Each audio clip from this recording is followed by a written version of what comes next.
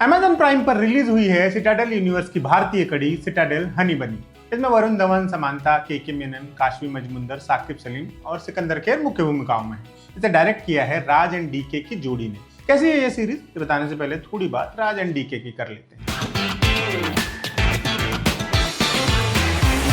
राज निदमोरू और कृष्णा डीके, इस जोड़ी ने अपना सफर शुरू किया था 99 जैसी एक अनकन्वेंशनल कॉमेडी फिल्म से। फिर उन्होंने शोर इन द सिटी जैसी बेहतरीन ड्रामा फिल्म दी और गो गोवा गॉन जैसी भारत की पहली ज़ॉम्बी हॉरर कॉमेडी भी। फिर ये लोग आए ओटीटी की दुनिया में और वहां का गेम ही पलट कर रख दिया। द फैमिली मैन जैसी गजब स्पाई एक्शन थ्रिलर सीरीज दी। फिर फर्जी बनाई जो कि ठीक ठाक थी। फिर गन्स एंड गुलाब जैसी मस्त ब्लैक कॉमेडी थ्रिलर सीरीज बनाई। जाहिर है ऐसी फिल्मोग्राफी रखने वाली जोड़ी का जब नया काम आएगा तो उनसे उम्मीदें भी आसमानी ही रहेंगी। क्या ये उम्मीदें पूरी होती हैं? बिल्कुल भी नहीं।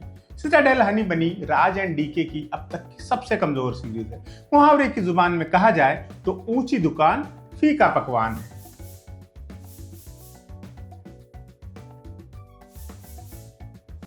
कहानी का सार बता रहे हैं, थोड़ा स्पॉइलर एलिमेंट भी रहेगा, सावधान रहिएगा।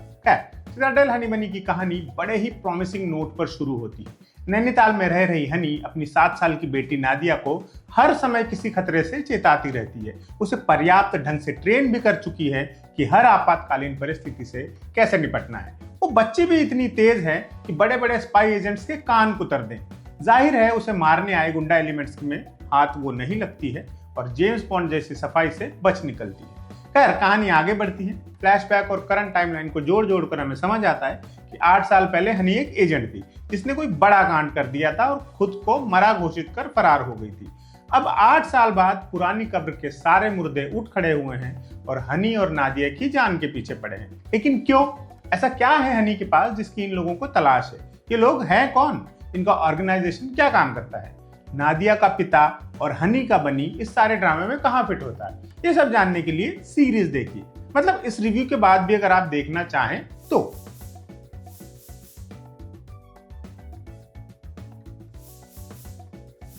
सिटाडेल हनी बनी सबसे ज्यादा राइटिंग लेवल पर मात खाती है। एक भी, आई रिपीट, एक भी किरदार ढंग से लिखा गया नहीं लगता। आपका हीरो प्यार, प्रोफेशन, फर्ज और फादरहुड के बीच बटा हुआ है, लेकिन उसके किरदार में कोई डेप्थ है ही नहीं। न तो प्रोफेशनली सीरियस लगता है, नहीं उसके किरदार में कोई इमोशनल गहराई मिलती है। कई सीन्स जहां दमदार इंपैक्ट के लिए सही इमोशंस जरूरी थे, वहां वो मिलते ही नहीं है। आई मीन वरुण धवन कर लेते, लेकिन स्क्रिप्ट में हो तो। समांथा का किरदार शुरू में बेहद प्रभावशाली लगता है, लेकिन अंत आते आते वो भी अझेल हो जाता है।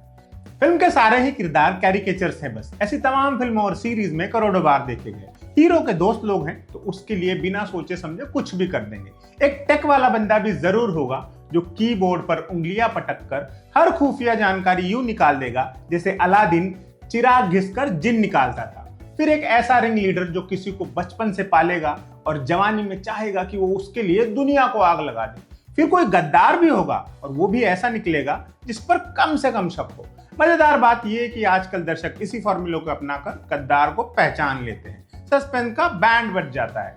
हाँ, एक टेक वेपन भी तो होगा जिसे हासिल करने की सारी मारामारी होगी और जिसके बारे में हमें ठीक से पता भी नहीं चलेगा कि ये कमबख्त करता क्या है।